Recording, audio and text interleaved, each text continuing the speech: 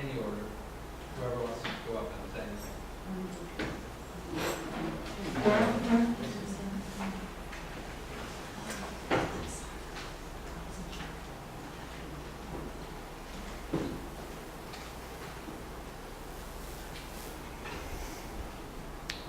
So I have two quick stories about Anthony, who is in my cohort and who kind of gave me the courage to keep going. So on the first night, or the first day that we had a seminar here, I didn't know a soul, and I sat down next to Anthony, and he looked at me and he goes, "Are you stalking me?" Okay, so that's, I don't even know what to say to that, because I'm like shy and not stalking him, and we're both in our 50s, so I thought he was safe. Yeah, and he was, but you know, for me it was, so, and my second story about Anthony is in the winter of the surf and turf night. So for some reason last year in the winter, Anthony decided to become a vegetarian. And so when I saw his card, I'm like, you're kidding, right? Like, so, and Anthony and I were friends outside of here after the thing, so I should just tell you that. So he said, well, I'm gonna try to be a vegetarian this time, what can it hurt? And so I'm like, you know, all right, good luck with that. And so on surf and turf night, and I don't know if Barron remembers this, but Anthony was sitting next to Barron, like I think an avid vegetarian. And they started bringing out the plates of steak and shrimp, and it all smells so good. And Anthony quietly takes his vegetarian thing. And he takes, you know, he puts it in, like, I don't know where he puts it. And they put a big plate of steak and shrimp in front of him. Barron goes, no, he's a vegetarian. And so they take the plate away immediately. And he's just sitting there, and I love it so much. Like, I can't even stand it, right? Because I have like steak and shrimp, and they bring him this like horrible, like boiled vegetable meal, and so the whole meal I'm like, oh my God, this shrimp is, oh, the steak. And so those are my Anthony stories. And one more. So I've been married for 31 years, and Anthony posted something on my Facebook, and my husband's like, who the hell's Anthony? And so right before he passed away, we all went out to dinner, and yeah, he was kind of like my cohort buddy, and I will always miss him, and it's been a rough couple of months. And to Anthony, thank you.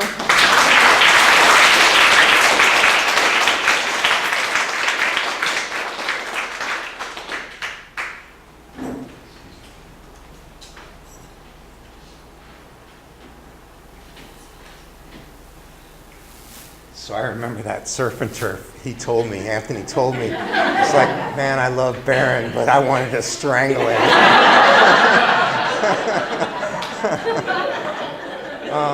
So those who knew Anthony know he was one of the funniest people you're going to meet, right? And when I think about other funny people I know, some of them made us laugh because it would make them feel better about themselves. But one of the things I loved about Anthony is he would make us laugh to make us feel, so we'd feel better about ourselves. He was a lovely guy, and definitely miss him.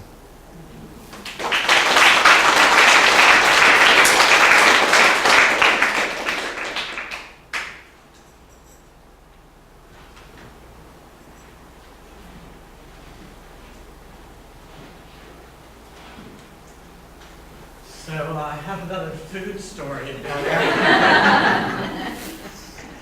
I was Anthony's mentor in his last semester here, and we talked on the phone every week, and it was great. It was just really great talking with him. But he called up, I don't know, early on into things, I don't know, January or so, and you know, he was, how to say, very voluble and direct human being. And he said, Barron, what you doing? You know? And I said, I'm making granola.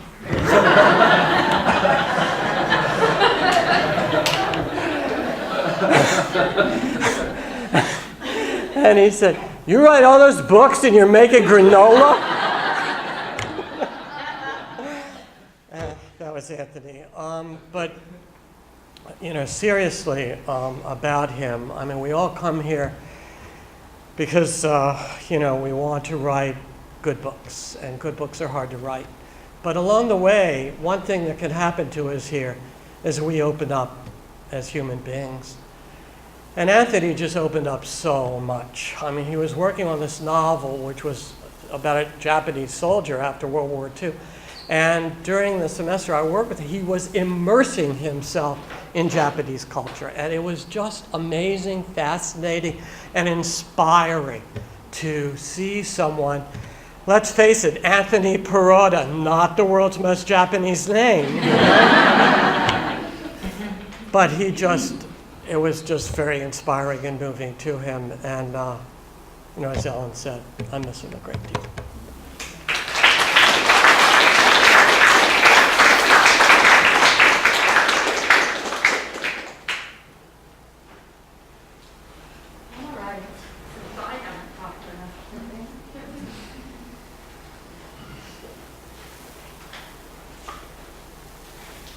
So I had the great opportunity of meeting Anthony's brother outside after the Mass this morning, and he so looks like Anthony, or Anthony looks like him. You really could see the resemblance, but I told his brother this, so obviously he'll be hearing it again, but one of my fondest memories was walking down from the dinner table to the chapel for the readings. It always seemed like Anthony was walking next to me. But I was not stalking him, like, you know, Ellen's story, but I always seemed to be behind him. And when we came out of the chapel, I always seemed to be behind him. I consider myself a very gracious person towards people with handicaps, physically or mentally. Obviously, you heard that in my story today. But Anthony was so funny. I would walk behind him every night and say, "Could you walk a little faster?" He had that cane. And he would turn around and slam me to the ground with the funniest remarks I just can't even remember. He was so funny. So we'd go to the chapel, listen to readings, come back out. There he was, walking in front of me again. And I always remember saying to him, "Could you walk a little faster? We need to get to our rooms now." And then he would come up, and he would be standing in the street with laughter, because he always got the last word.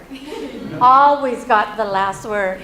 And then you know, were the brunt end of his joke. So a lovely man. Couldn't believe the Facebook when it was posted. And again, as I had said earlier today, his presence is felt everywhere, I think, on Enders, and we will always miss him.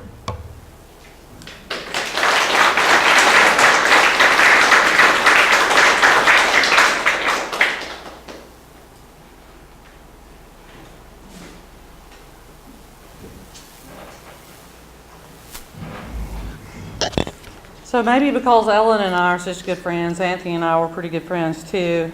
And he was a really nice guy. He's one reason why I'm going to sing in the talent show tonight, because he told me, "I've seen him come and I've seen him go, but honey, you've got what it takes." So I'm singing tonight for Anthony. But maybe it was that night after the talent show. It was pretty late in the residency. When I went through college the first time, I wasn't much of a party girl.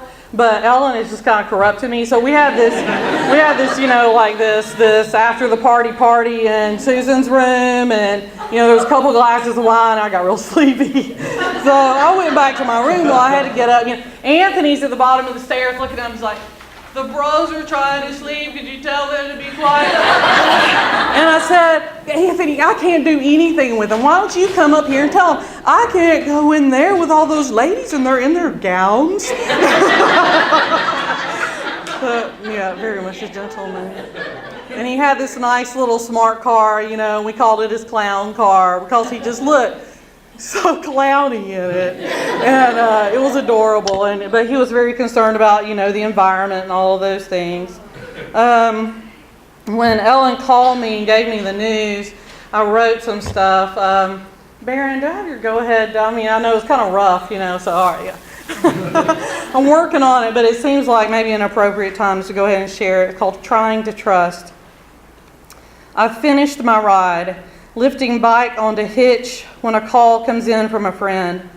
Something inside, a rudely flipped switch, sudden darkness from light, from, "Oh look, Ellen's calling," to, "Oh God," when I hear the words, "Anthony died." How can a man age 52 die in his sleep? Damn, why? This sucks. No, is how our conversation goes, till trying to fill the empty space, Ellen asks what else is going on, and I try to tell her the news I would have told, but me walking off the stage the wrong way and my daughter making fun is not news, but a ridiculous banality, drowned in awkward ums and thens, while my insides swoon and reel until we simply say, "Goodbye, I love you, don't die." 2, I hate death. I hate death. I hate death is how the conversation goes between me and whomever might be listening on my tightly gripped steering wheel drive home, where it's 3. The one I told you about. My friend who looked longingly at the steak being taken away. The one whose text you found on my phone, "Who is Anthony Perrotta?" you ask in your severe tone. The guy who with his thick Jersey accent made fun of my southern accent. Who drove the little clown car to save the environment. He's gone. And my words catch in my throat. 4, in my backyard hammock, suspended between heaven and earth, I close my eyes, I'm gripping a rope, descending hand under hand into the empty space death creates, into the dark, looking for the light that lit Anthony's face. I want to confront death and take back what it stole. Did Jesus feel this loss and anger and longing when he descended into the prison of the dead? I loosen my grip. I have no power to defeat death, find my friend and bring him back. But I can exhale and try to trust the one who can.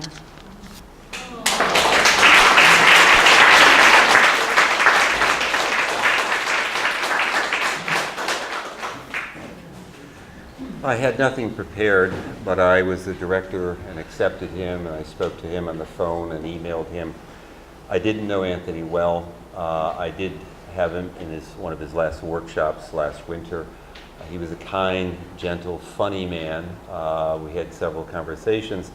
But what I found remarkable, and I wasn't going to say anything tonight, is sometimes a person's worth and a person's stature and a person's definition is reflected in the people who say things about him. And this community, we talk about community all the time, how important community is. We're here as writers, we're also here as community. And hearing this kind of outpouring for people who knew him in passing, but sometimes more than passing, is really remarkable. So we are a community that remembers him, will hold him in our hearts, and we are touched by him. I just want to say that.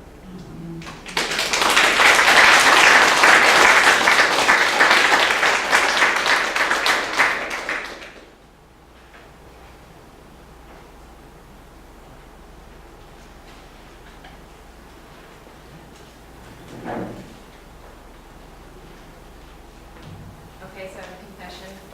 I'm like Anthony, he's an Italian, I'm an Italian, I'll get up here and I'll talk about food. I'm not going to talk about food. So I have this other moment that I think of when I think of him, and it's last winter. I walk into a workshop, and he's like, oh, what are you stalking me? He's like, oh, you look like something's different. Did you do that like lighty thing to your hair? And I'm like, no, Anthony, I didn't do the lighty thing to my hair. And he's like, no, come on, you did the lighty thing. And I said, no, it's just like the sun. He's like, oh yeah, so now the sun's kissing your hair. And he's like, you're gonna tell me how to do that? And I'm like, it's gonna be kind of hard, Anthony. And he's like, what are you trying to say? I'm like, I'm trying to say you're bald. And then I kind of came to this moment where I was like, man, I hope that we all get the chance to have as little hair as Anthony did and still find that much joy in life. So I wrote something because I'm not as brave as all of you. It's like 2 pages. I won't take your whole night. Here it is. It's been strange that in a community of writers, it's been so hard to find the right words about Anthony passing. I'm included in this we. When I got the news, it went like this. Silence. Just silence. That may seem like an acceptable reaction, except that I was at that moment dragon rider of the West Hills of Dolly Lolly Land fighting the ninja, and my 4-year-old felt like my sudden silence wasn't doing it. What's wrong, Mommy? And my answer was this. My friend moved. I think it's hard to know what to say here, perhaps because there's such a unique community here. We want to say friend, but we don't really know if we've earned that right. But after meeting Anthony's family today, I think we did. Anthony, you were our friend. In understanding what it meant to lose Anthony, I needed to find a word for what he was as a part of all of us, and I came to fellowship. According to the dictionary, the first definition of fellowship is companionship, and what a companion he was. He was to myself and so many the face that walking down a path made us smile. Anthony was the reason that life was never quite too hard here, no matter what we walked in the door with. He was that guy that in a feminist era had the guts to write a poem about milking the cow, which, might I let you know, was a love poem. And he followed it by saying, so like, that felt kind of weird with the baby over there and the whole milk thing and all. Anthony. Yuri taught us how to laugh at life. You were our companion, co-worker, friend, and the face we looked for when we walked onto this place. You brought life here, light and joy. I think perhaps that's what's part of so hard about losing you, grieving both the loss of a friend and also what you represented. In a time when we all come here unsure, needing that light more than ever, it's appropriate to remember Anthony and that we keep that light alive with us. Martin Luther King says, darkness cannot drive out darkness, only light can do that. Hatred cannot drive out hatred, only love can do that. And Anthony lived that. Anthony, you are a light here. The second definition of fellowship, according to the dictionary, is a community of shared interests, feelings, and experiences. To be a writer can be alienating, but when your words are shared with others, they become a home. Anthony's writing is a part of this story of words that we have built here, that we have made a home of. The third definition in the dictionary is friend, that he was exceptionally, and what an exceptional thing to be. Anthony, member of Celestial, Trubin, true friend, the part of our fellowship that kept the light here. No, literally, go see the belt. We are a lucky world to have been given a chance to learn from your joy. Anthony, our friend, you are a part of our story here, and lucky for all of us, those stories are eternal.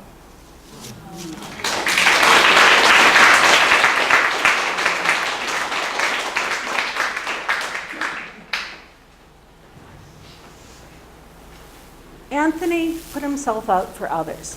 Whenever there was a reading at the Fairfield bookstore, Nicole's Ekphrastic Poetry at the museum at Fairfield, reading after reading, Anthony showed up. And he showed up and he bought books and he talked to people and he schmoozed and he made the person who was about to read feel considerably less nervous. And he clapped loudly and he participated. And at one of the readings, he said, "Yeah, I want to move closer to Fairfield. Do you know a place?" And just that morning, our dearest friend had said, "Papa's looking for somebody to live in my grandmother's old apartment in their house." And I said, "Anthony, how do you feel about Stratford?" He said, "Let me see the place and I'll tell you." And he wound up renting from the Domenos. And it was such a joy to have Anthony in my town and in my friend's parents' house. She's expecting her first child tomorrow. And Anthony talked to her a lot about the baby and promised to teach her how to play the guitar once she could hold it close enough to do that. And she said that the parents always took longer when her father went to Anthony's apartment because the two of them would start talking about how to make the repair, and who knows where it wound up after. But he was a joy and continues to be a joy because we have the memory and we have his example. Thank you, Anthony.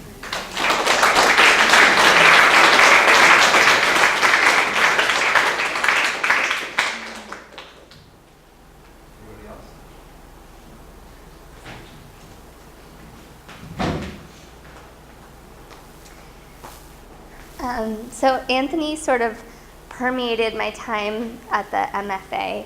The first time I came to the island to visit about a year ago, I sat in on Eugenia's workshop and his piece was being workshopped.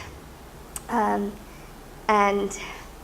it was a fun day. It was new for me. I hadn't been in an MFA workshop or seen anything of that caliber before. But beyond that, I remember that every event thereafter, he sought me out and made sure that I was okay. And I remember the first conversation I had with him when I was actually a student here. He was sitting by the door of the cafeteria where we eat, and he just said, "I'll be here." And I think that it's evident tonight that he is.